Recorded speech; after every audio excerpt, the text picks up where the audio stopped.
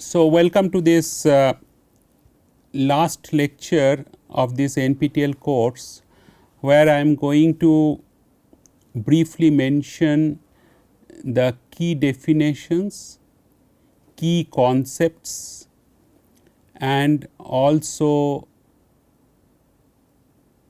major information that I have shared over last several lectures as part of this NPTEL lecture. So, therefore, the title of this lecture is Summary of Key Concepts in AM. Topics covered include basic definition, overview of AM processes, cellular and lattice structures, process science of major AM processes, some of the illustrative case study, and biomaterial ink formulation strategy. So, one of the fundamental things that we have learnt in the initial 1 or 2 lectures is the definition of additive manufacturing. So, I would like to revisit this definition so that all the students who have registered for this course, they essentially remember this by heart. So, it is a computer controlled manufacturing process involving layer by layer building of materials. That is very important, this particular phrase, in a predefined manner. That means you have already defined the way different layer by layer will be built up as part of this as part of the construction of the design solids as per the design CAD model or digital model to be constructed, leading to creating 3-dimensional objects, often with complex geometry and topology. I would say mostly with complex geometry and topology. So, this is a kind of this is the definition that we have learned in the beginning of this lecture, in the beginning of this NPTEL course. And most of the key phrases that I have highlighted, you can never change these kind of key phrases whenever you are asked to define what is additive manufacturing. Complex geometry and topology, that is very important, and you have also learnt as part of the one of the lectures as part of this NPTEL course what is called what is the meaning of topology optimization, and how different lattice structures, cellular structures can be constructed, what are the fundamental basis of this lattice structure, cellular structure on which these kind of structures are being built. Those things also you have learned, which I am going to also cover that very basic concepts as part of this lecture too. So, evolution of additive manufacturing, if you start from 1950, more than 74 years ago, that initially immediately after 1950 continuous inkjet printing was invented. Then between 1960 and 1970, roughly around 1965, first cell sorter was essentially invented. Then comes laser printing close to 1970. Inkjet printing was one of the first one to be invented close to 1980 by MIT professors. Then after the 1980s, chondrocytes redifferentiate into 3-dimensional environment. Chondrocytes is the cartilage cells that were shown to redifferentiate in a 3-dimensional environment, and that raised lot of promise for the how 3D microenvironment can influence the cellular functionality. Then comes SLA, stereolithography, which has been quite widely used. Tissue engineering was coined close to 1980 by Bob Langer at MIT, and this tissue engineering whole concept actually has revolutionized the field of healthcare. And this tissue engineering, based on the tissue engineering concept, we have also seen that how 3D bioprinting and 4D bioprinting can perhaps revolutionize the field of healthcare as well. Then comes FDM, fused deposition modeling, then microcontact printing, and then protein printing, hydrogels with RGD sequence. This hydrogel is essentially GELMA, gelatin methacrylic anhydride or gelatin methacrylol. So, this GELMA we have essentially learnt a lot about JELMA as an hydrogel, and then what is the definition of hydrogel. I am going to come to that after few slides in this part of this summary lecture. And then one of the reasons that why JELMA was quite widely investigated, because it has an RGD sequence, because that RGD sequence enhances the cell attachment as well. Then between 2000 and 2010, if you see, this is the very busy period. And why it is very busy period? As far as the additive manufacturing field is concerned, because that is the period, you know, organ printing was coined, or organ printing as one of the most impactful aspect of the 3D bioprinting that was essentially envisaged. Then comes robotic dispensing of cell laden hydrogels, like, you know, how robotically their dispensation process can be manipulated. Then comes bio laser printing of cells, first in vivo use of AM, additive manufacturing, cell containing gels by SLA, and then inkjet printing of cells, laser direct writing of cells, tissue engineering scaffold by FDM.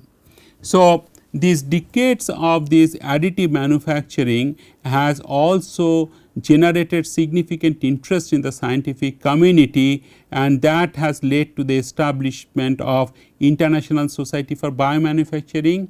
They have their regular scientific conferences, also strong and bioactive journals. There is a specialized journal nowadays available in bioprinting, biofabrication, and so on.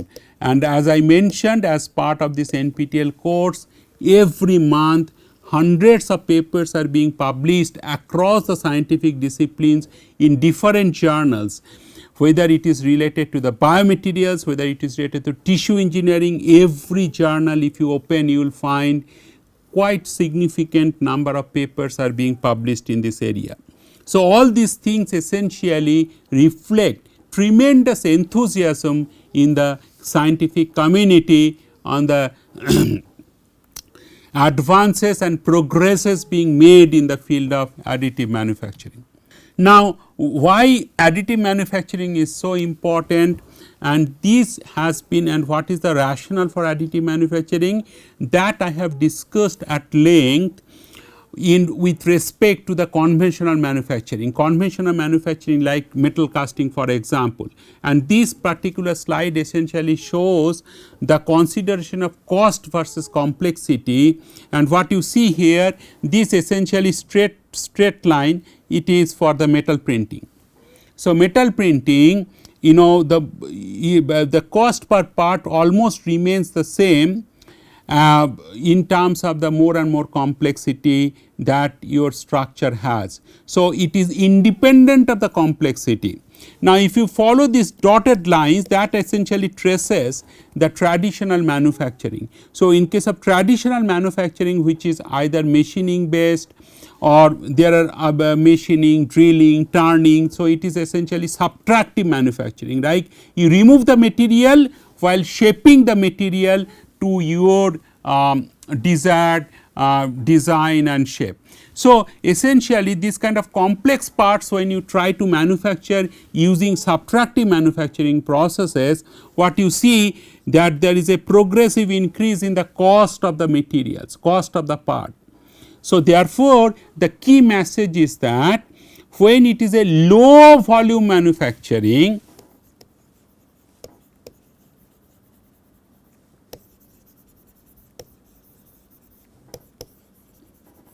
low volume complex part manufacturing, you see that these particular simple parts are cost effective to traditionally low volume manufacturing.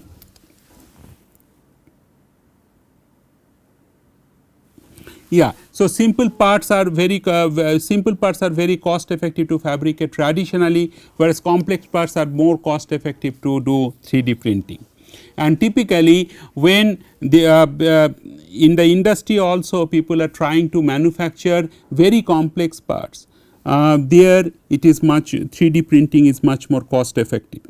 Now, in the right hand particular slide, so right hand particular plot, what you see estimated cost of the unit part, and then here you see that what is the material, what is the design, what is the setup, 3D printing setup and printing, and what is the post processing, how the cost is increased. So, post processing, this is referred to particularly for the metal printing. Okay. So, when this is the finishing cost or post processing cost is perhaps the highest in case of the metal printing, and it is almost like 5 to 6 times higher than, for example, design cost or material cost. So, material cost, design cost, setup cost, printing cost, if you add them together, post printing, post processing cost even still is higher than that. You are talking about the unit part manufacturing. Okay. So, 3DP can, so the major message is that 3DP can manufacture implants with complex geometries, and now we will see that what kind of complex geometries we are talking about, right. So, in order to substantiate this statement, what I have been showing that here this is the FDA approved designs for some of the metallic implants. So, these are like FDA approved designs. So, it is not that every additive manufactured parts with the complex to complex geometries can be used as implants for human health care. So, there are certain FDA approved designs, for example, this is called corpectomy cage, this is more for the neural implants, there is ALIF, there is cervical spine truss, this is the osteotomy utility, this is the posterior spine truss. So, these are like some of the complex geometry that FDA has approved, and if it is manufactured in a GMP compliant additive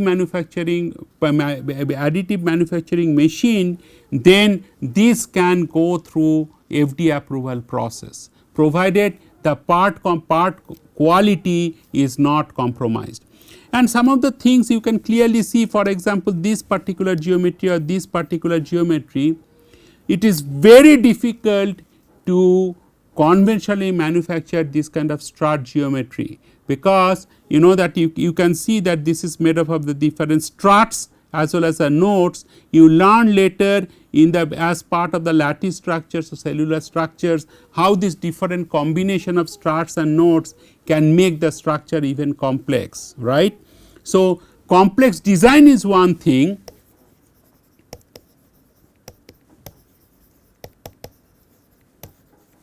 manufacturability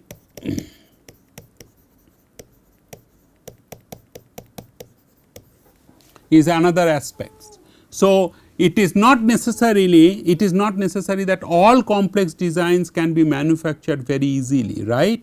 So, it also depends on what kind of machine you are using, and that is one of the reason that why 3D printing or layer by layer manufacturing process can be pursued in a different type of machines with different type of precursors or with different type of starting materials. For example, as you have learnt in this course, you have the metal printing itself, there are different type of printing options, right. You can either use selective laser sintering melting, you can use directed energy deposition, you can use electron beam melting.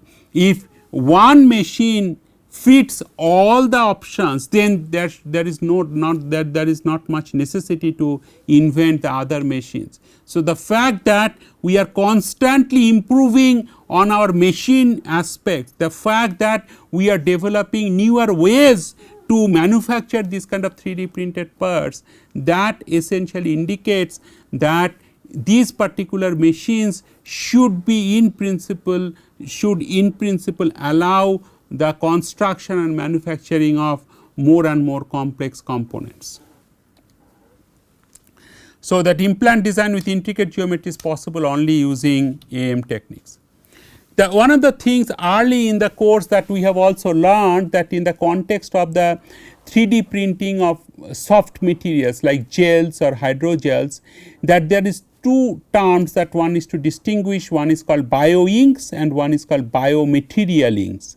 Biomaterial inks are essentially the inks which does not contain cells. So, essentially additive manufacturing of biomaterials as inks, and there you can grow the on that you can grow the cells, like these are cells. Bio inks are essentially the soft hydrogels or soft materials which necessarily contain biological cells or biological component. It can be either proteins, growth factors, cells and so on. So, cells as a mandatory component. So, bio inks essentially means it must contain cells, and optional is that combined with materials and then processing with a biofabrication technique. Again, the word biofabrication essentially means layer by layer manufacturing of materials with biological cells. Okay. So, in the context of 3D printing of biomaterial scaffolds without biological macromolecules or cells are to be called as biomaterial inks, right. Now, steps involved in this 3D printing, first is the virtual platform.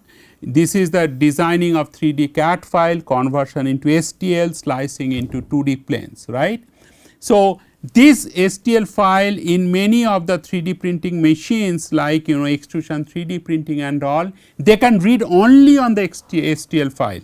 And designing the CAD file, there are several options are available. I have also mentioned throughout this course at some specific time point of this course that what are the different computational platforms one can use to make this CAD file. Then comes 3D printing, layer by layer materials deposition, then comes post processing like removal of support materials and also machining, curing, infiltration and heat treatment. And some points I have shown that how infiltration is done for the ceramic 3D printing like zirconia, how the heat treatment can be pursued for metallic 3D printed structures.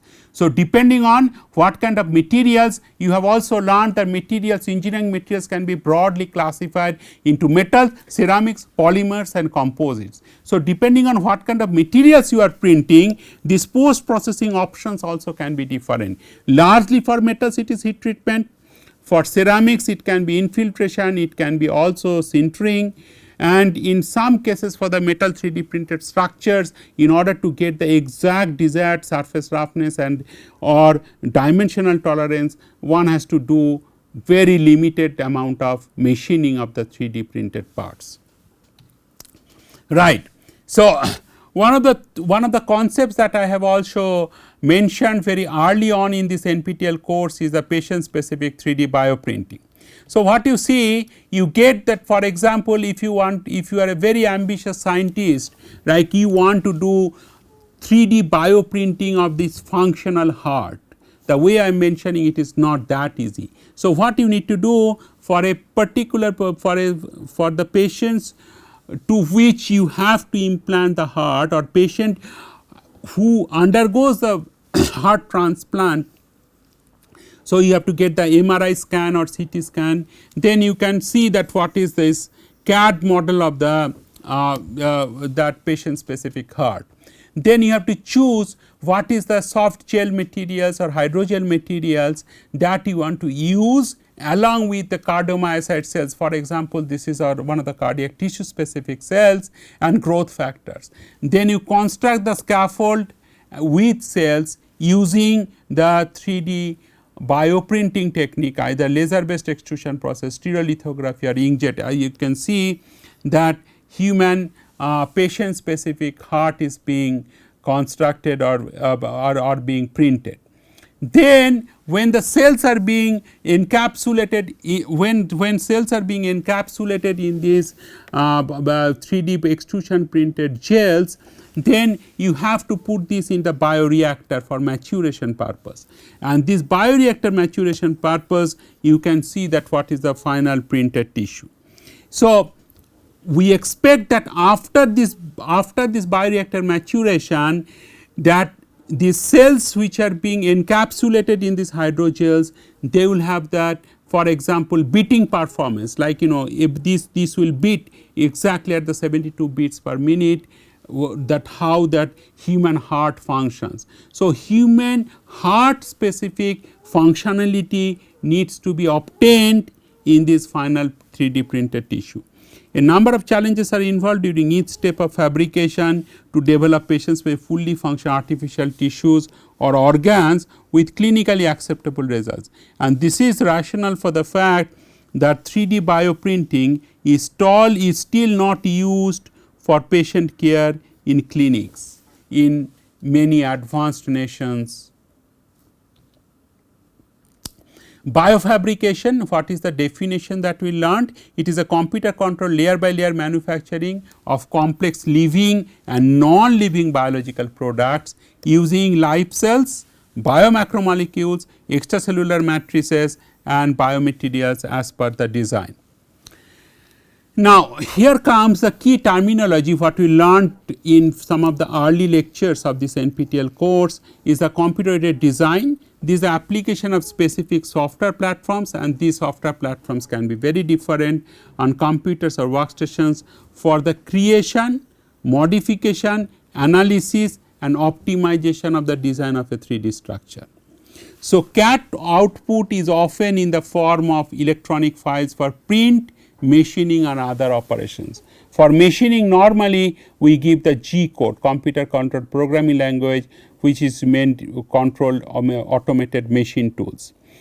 Standard triangle language STL, that is essentially describe a raw unstructured triangulated surface. So, it will essentially define that what is the x, y, z coordinates of any triangle, and this triangle you can essentially put it all together, then you form a particular structure of material.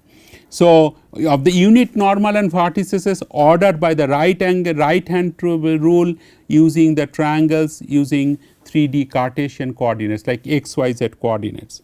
And as I said before, G code is the code that any CNC machine knows how to read, how to interpret and how to essentially implement in machining of the any components. So, what is the thumb rules that we learned? One is the vertex rule. Vertex rule is that, so this is 1, 2, 3, 4 triangles, right. So, 4 triangles essentially will meet at a point. Each triangle must share 2 vertices with its neighboring triangles. So, for example, this is not a correct configuration, okay, because what you see that must share 2 vertices with its neighboring triangle. So, if you see between this triangle, top triangle, this triangle the way I am tracing and bottom one of the triangle, these particular vertices only one vertices are shared, right, only 2 vertices are shared.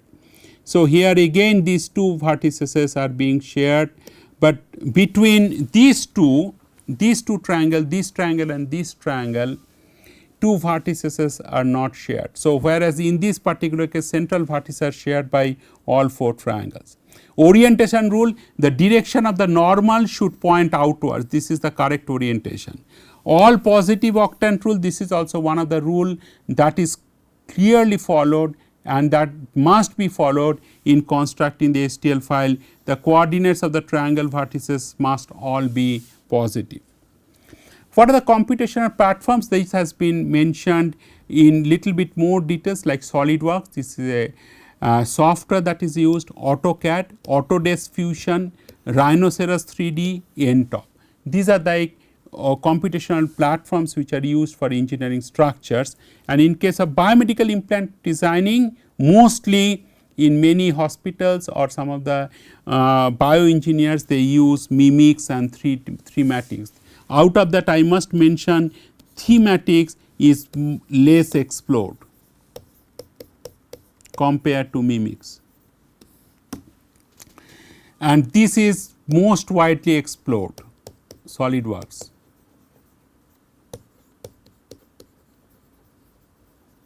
Okay.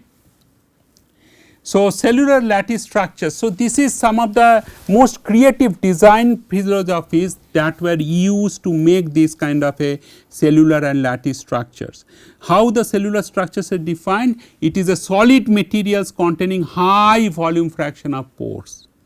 So, this high volume fraction of pores, if you see that key requirement is a combination of material and space, like this is your material strut, and these are like pores. So, you can see this is the unit cell, strut and node, right, and repetition. Unit cell is repeated in 3 dimensional space, and here I have also taught you some of the additional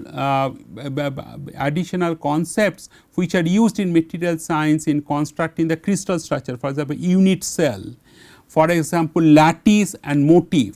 So, this very definition of lattice and motif and unit cell were taught to you, so that you could understand this concept of cellular structure and lattice structures much better, and particularly this kind of additional concepts were taught, whether it is in the context of how the crystalline structure is made in materials, or whether it is a materials characterization, how you can characterize the materials, or how to measure the properties of these materials, or how to visualize the 3 dimensional structure of the materials. Those are additional things were taught in this particular NPTEL course, which make this NPTEL course very sustainable and also to be understood by students from a broader engineering and scientific community, because I believe that this course is taken by students from mechanical engineering, from material science, from biotechnology, from biomedical engineering, from bioengineering, and maybe perhaps from chemical engineering. So, these kind of broad disciplines, they may not necessarily come with the concepts with the knowledge of the concepts from deep into the material science, deep into the engineering design. So, this course is will ideally suit for all of them. Then I have also mentioned about the different examples of the lattice structure, like Schwarz diamond structures, Schweizer structure, and Neuvia structure. Here one of the main concepts that was taught to you is the TPMS, triply periodic minimal surface. That means surface is minimal and it is a triply periodic, and these are characterized by having the smallest possible surface area while filling a given volume in 3 dimensions without any self intersections.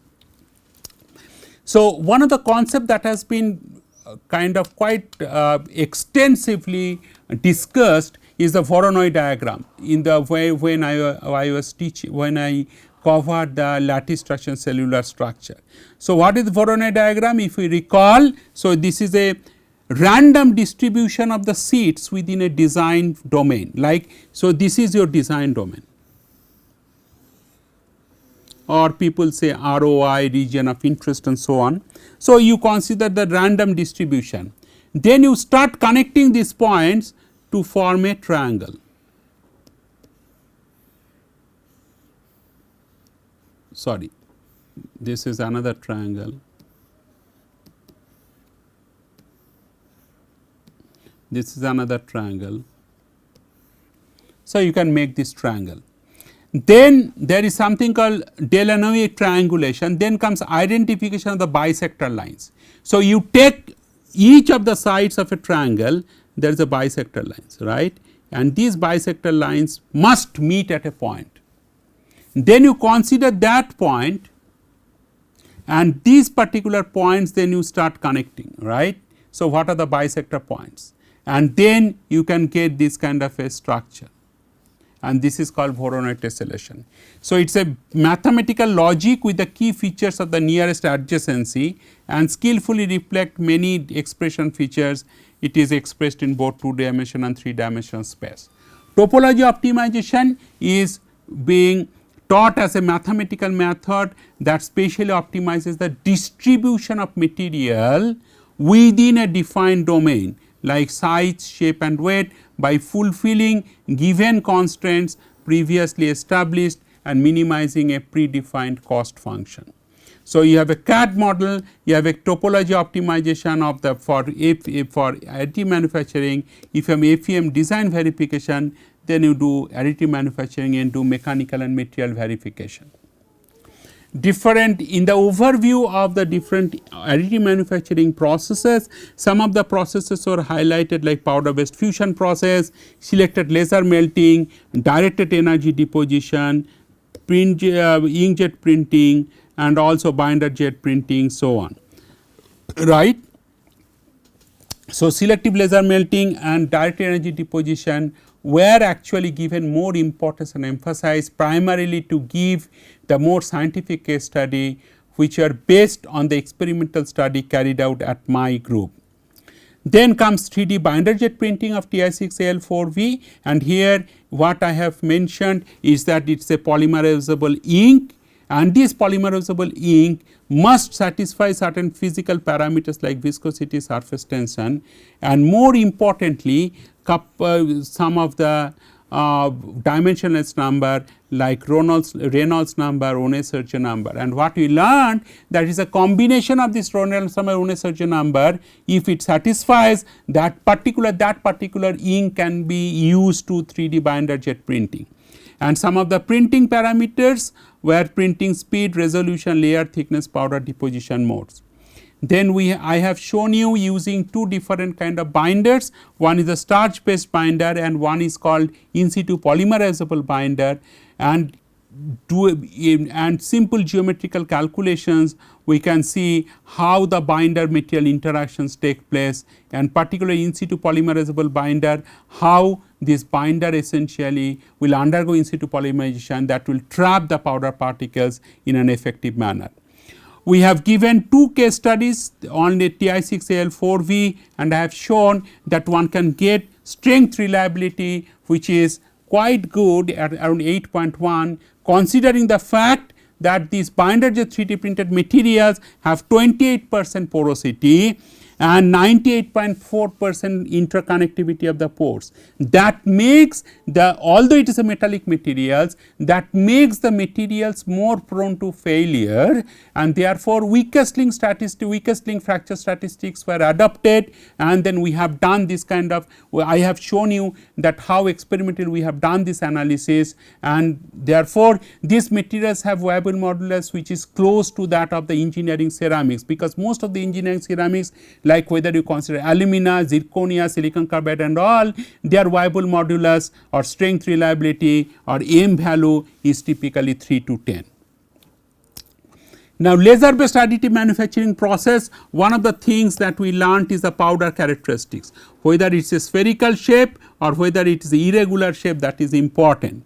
Then comes laser characteristics. Laser characteristics means how this power distribution, whether PD is equal to small f, capital P, f is the fraction of the laser power that is being absorbed, and that brings us to the next parameter called laser powder interactions. And when you consider the laser powder interactions, I have shown how this mass balance, energy balance and momentum balance, all these three kind of parameters were essentially considered to get into a very complex mathematical formulation or mathematical framework to describe laser based additive manufacturing process.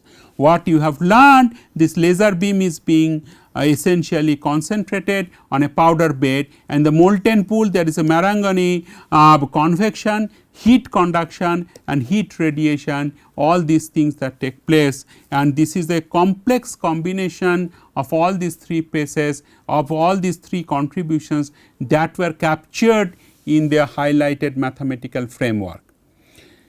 Now, metal 3D printed parts actually, from the structural point of view, in many cases they are not the ideal parts to be used in many engineering applications unless they are inspected, unless the proper quality is maintained, because these parts often have different kind of a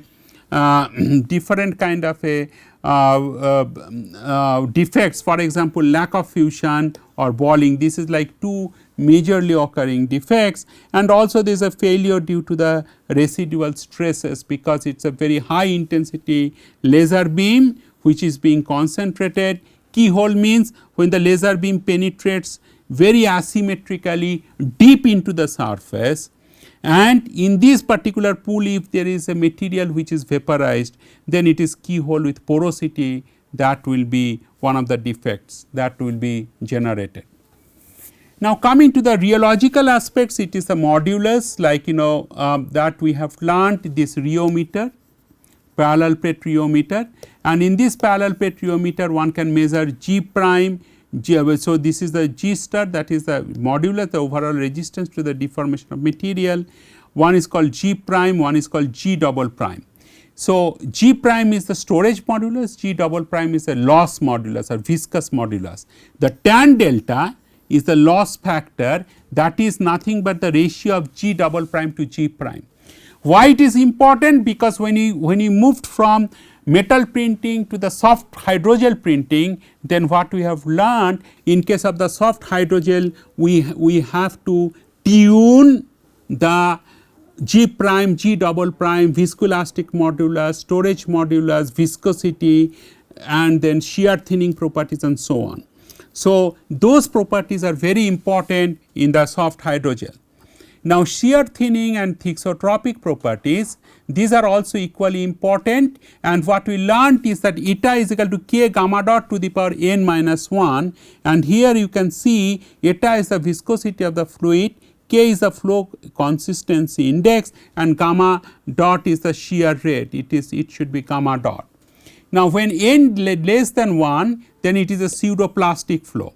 When n is equal to 1, is a Newtonian flow. If n is equal to 1, that means eta is equal to k, right. So, viscosity is a constant, it is a Newtonian flow, and when n is greater than 1, then it is a shear thickening behavior. So, what you see here, it is a shear thinning behavior, and what we have emphasized that it is the shear thinning behavior, it is very important, and all the hydrogels, if they are to be 3D printable and if they are to be 3D printed, shear thinning properties, they must possess the shear thinning property. That has been emphasized time and again while I have covered various case studies in this particular course.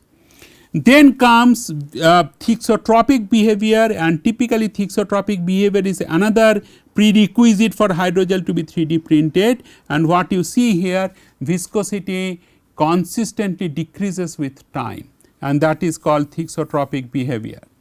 So, opposite to thixotropic is the rheopectic behavior. The rheopectic material becomes more viscous with increasing time of the applied force. So, hydrogels are defined as a viscoelastic gel composed of 3D network of one or more hydrophilic polymeric components with ability for significant water retention. And what is the hydrogel? So, it is a dry polymeric network. So, if you put lot of water molecules, they can absorb, they can swell.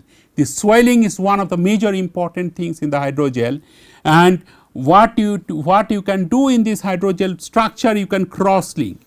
You can do photo cross linking, you can do chemical cross linking, like if you immerse the hydrogel structures in calcium chloride, calcium ions essentially can cross link the hydrogel networks. So, next comes is the 3D extrusion printing. So, extrusion printing, the concepts that we have learned is that essentially a hydrogel or soft gel will undergo will be forced to be extruded through this particular nozzle under pressure. So, this is the pressure that is applied. This is a hydrogel based bio ink. I mentioned bio within bracket ink. So, it can be either biomaterial ink like without cells, or it can be with cells, that is a bio ink. So, some of the properties which are important, and that is why I have taken 1 or 2 lectures on the rheology itself to define what is viscosity, what is gel strength, what is the yield properties, what shear thinning and post printing recovery properties. Then what is also we have done is that not only printability, but also buildability. These are the two things that I have essentially emphasized in several case studies in this particular NPTEL course. In case of bioprinting, that has been emphasized that what is the cell fate, like whether cells are viable, to what extent cell death takes place, and to what extent cell viability is compromised after the 3D bioprinting, that was one of the major concern, and that has been addressed while discussing several case studies. 4D bioprinting, in the after 3D printing in the cell encapsulated scaffolds, if they will experience some physical stimuli or they are exposed to physical stimuli, whether it's temperature, magnetic field, electric field or light, or chemical stimuli, for example pH, or magnetic stimuli, for example enzymes, then if there is a change in the shape or functional transformation, if both the shape changes and functional changes is taken place, then only you can call this a 4D printing. So, essentially you are adding an extra dimension to the 3D printing by exposing the 3D printed or 3D bioprinted structures to either physical stimuli or chemical stimuli or to biological stimuli. There are 3 different ways that you can do this stimuli, and as a result of that external stimulation, if the shape or functionality is transformed, then you can call it as a 4D bioprinting. And one of the major things in the 4D bioprinting or 3D bioprinting that we have learned, how to cross link the hydrogels, whether it can be ionically cross linked, then it is a calcium chloride solution, it can be UV cross linked photo hydrogels, then you can use the LAP or you can use that EGA-Cure, that is the photo cross linker, and typically EGA-Cure is used more extensively than LAP, perhaps cost is one of the concern, LAP is much more costly. LCST or UCST hydrogel, dual cross linked hydrogel. So, you can subject the 3D printed structures hydrogels to either to chemical cross linking first, followed by physical cross linking first, followed by chemical cross linking. And then I have shown in one of the case study, like where I have shown GGMA, that is one of the hydrogels that has been developed as an alternate to GELMA. So, this how these hydrogels, when they will undergo dual cross linking, how their properties are different compared to if they undergo only physical cross linking or chemical cross linking. The next cross linking approach that has been discussed is enzymatic catalyzed cross links and crystallization cross linked hydrogels, that is the crystallization region. And mechanism of dual cross linking, as I mentioned, that you know that if you take this GGMA, that gelatin glidecyl methacrylate, then you can use EGA-Cure, you can use that UV at 365 nanometer, you can get the cross linked structure, right. So, in the context of GGMA, you can essentially this is the ChemDraw design structures, you can use essentially the dual cross linking. Now, if you do that alginate essentially helps in that gelatin glycidyl methacrylate alginate GGMA structures. If you add this alginate, then you can use the calcium chloride as a cross linker, and this is so called egg box kind of model that you can essentially generate by using the dual cross linking methods. And you can see that from 7.5% GGMA to going to 7.5% GGMA, 2% alginate, 0.5% carboxymethyl cellulose, and if you do the dual cross linking, the gel stability is much better. Now, collagen versus gelatin, and this collagen, that what you learned, gelatin is a denatured form of collagen. Hydrogel definition I have already mentioned, and multiple times in the NPTEL lecture I have emphasized that hydrogel definition. Gelatin is one of the widely used materials in hydrogels for tissue engineering biofabrication. So, animal tissue you first get, whether it is a bovine source or whether it is a porcine source, whether it is a cow, pig or fish, any of the 3 animals. For a particular fish scale, when you get first the collagen, then you denature, you form that gelatin, and then from gelatin you can essentially further do heat treatment or enzyme treatment, you can get collagen peptide. So, one of the things that you learned, that how to modify the hydrogel structures by adding some secondary cross linker, adding viscosity modifier, and in this context you have learned that if you use carboxymethyl cellulose CMC, which is this kind of a structure, and if you add them to gelatin methacrylate, you can see that this is the gel stability is not good. If you do this 1% modified carboxymethyl cellulose, gel stability is better, but if you do that 5% GelMA, that is a very low concentration gelatin methacrylal, you add this 2% modified carboxymethyl cellulose, then you can get very good gel strength. And this the modification, the signatures of this modification one can use using nuclear magnetic resonance spectroscopy NMR, and as you can see, this is the area where it can get the signatures of these modifications of this GelMA. And this is that complete chemical formulation aspect that what we discussed when you do UV cross linking, how that UV cross linking from GelMA to GelMA MCMC essentially make the cross link structure more stable, much stronger compared to uncross linked structures. So, other things that you have what we have learned is that how this scaffold printability and buildability, they are essentially modified by changing this 5% GelMA, this low concentration of GelMA, and low concentration of GelMA is much less investigated compared to larger concentration of GelMA, and you can see that 5% GelMA it is not good at all. But while if you do this larger concentration 5% GelMA, 1% modified methacrylate CMC and hydroxyapatite, the scaffold buildability is much better. And this is what you have learned, that this is a GelMA, it is not good. To some extent it is okay, but I will put a double clip tick that just to show that how buildability is improved, and what is the number of layers is 45 layers, printing speed of 10 millimeter per second, and layer height is 0.3 millimeter.